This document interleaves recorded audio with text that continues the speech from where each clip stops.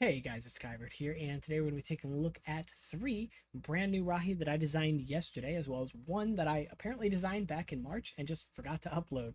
So we're going to start with the smallest one here and then just kind of work our way through them. This being a little Ladybug build, in this case orange, but as you can see rendered being red and white.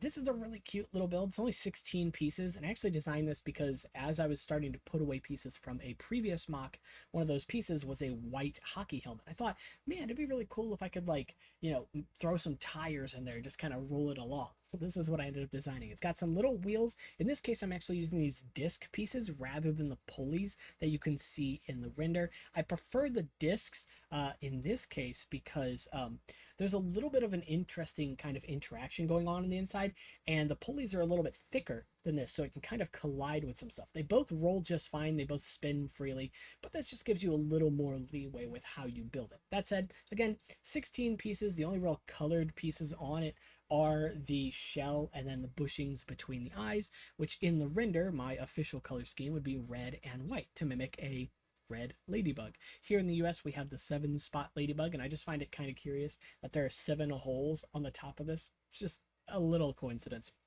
Outside of that, the piece on the bottom there, if you were unfamiliar with it, that gray piece is a turntable holder from Ninjago as well. And I think it just makes a really nice little set of mandibles. Only comes in dark bluish gray, unfortunately, but it still works out quite well. And the idea is that this is designed to roll where that wheel touches the ground and those mandibles rest on the ground too. So it slides really easily, just depending on the type of surface. Rolls really well. It just doesn't stop, and I like it. It's very simple. Like I said, 16 pieces. Don't know how many times I said that. And just to take a look at the lore very quick, I basically wrote this as a sort of like insect pet that a lot of Matoran would have across the island, as a very like loyal pet. It's not really, it doesn't do anything for Matoran. Like, it's not like a goat or something that pulls stuff around, but rather it's just a companion, right? And so I wrote it as being like a loyal companion as well, forming like deep and long bonds with their Matoran companions. But in this case, also making appearances in different fairs and festivals across the island as sort of like little racing ladybugs, right? So very similar to how turtle races are a thing. In this case, the ladybugs would, kind of go in and race toward the outside or whatever, right? You can kind of make up the lore for fun, but I thought that was a really cute way to do it. Moving on to the next one, I'm going to show this one off in person first, and then we'll go to the render here. It is this one here, which I call the Make Ruki. It is a large, fairly large Rahi here, being the largest that I built yesterday at 160-ish pieces, and now we're going to scroll up very quickly to that one here. So I'm really happy with this design overall. Some things here might look a little bit unfamiliar in terms of my building style, but the reason for that is because this is actually designed to mimic the Ruki fish from the Bionicle 2003 game. At least I think that's where it's from. If I remember right, these were in the galley level, and I thought making something very similar to it, which was suggested to me and something I had planned on doing, was, it was about time, right? So I actually have a folder saved on my computer for Rahi that were in that game and in other media, as well as cut from that game or other media to make. So knocking this one off the list is a really good one. A couple things you might notice right off the bat is the eyes that face upward. It would hold a Kakama down here as well. I just put it away because I didn't like it knocked off in the shuffle here. I'm kind of low on space in front of me. But with the Kakama not there, you can open the mouth if you want to. So yeah, that's a thing.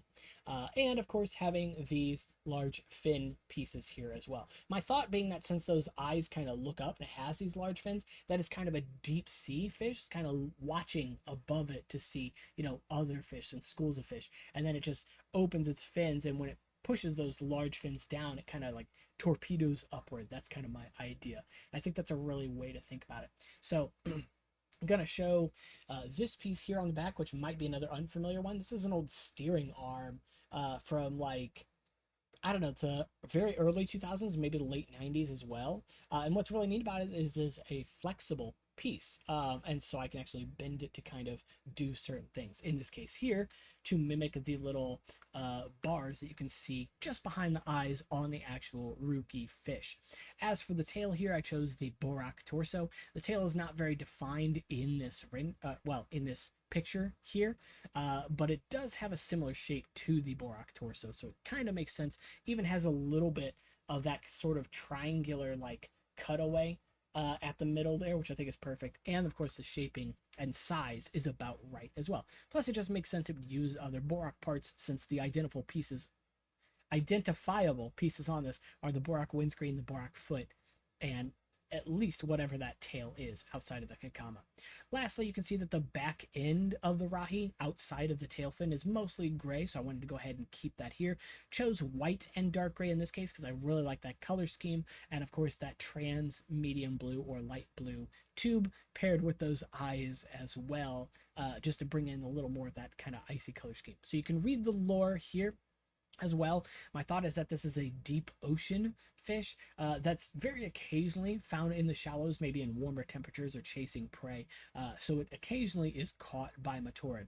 And so because it's relatively rare, it's seen as this like big event when one is actually captured, when one is caught and brought up to the surface, right?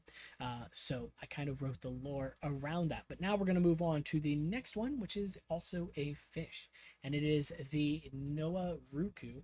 And as you can see, it's pretty similar looking. Now, in terms of the actual size of these, there's a difference, but the actual shaping has some similarities, and that was intentional because I wanted this to essentially look like a different but similar related species to that larger Makeruki. So I made it with those transparent fins on the side to match the transparent fins of the original, those upward facing eyes, which in this case are clear, so a little bit harder to see, and then of course that large kind of mouth, even including some Borak pieces with that windscreen and the torso as the tail. No function built into this one, which there is a function in the last one, which I'll get to in a second, but it can have a Ruru on the back right here. And then if you move some stuff around, I probably could add a biting function into this. However, that was not the point of designing it. Going back to the large one though, for the function, it's a fairly simple function, which I actually designed for the for the Kula Kula shark. It's basically the same function, just some different linkage, shaping, and stuff, but otherwise identical, basically. So you can read the lore on this one, somewhat similar lore here as well. We're going to go ahead and move on to the next one, which is one that I did not design yesterday, but apparently designed back in March and just forgot to upload. And it's this one here, my thought being that this is more of like a wise ape type, Rahi, that lives amongst the trees in Likoro and Liwahi, but also kind of grazes in more of the grassy fields bordering that area. And so my thought is that since it spends a lot of time, both on the ground and up in the trees, maybe it like moves these rocks around to like communicate between the apes that are on the ground and then up in the trees. Maybe they make certain shapes that mean things, right? Or they point rocks in specific directions, whatever the case, right? And my play on that was just that like there are a lot of ape species in the real world that are known for like throwing things, rocks and other stuff.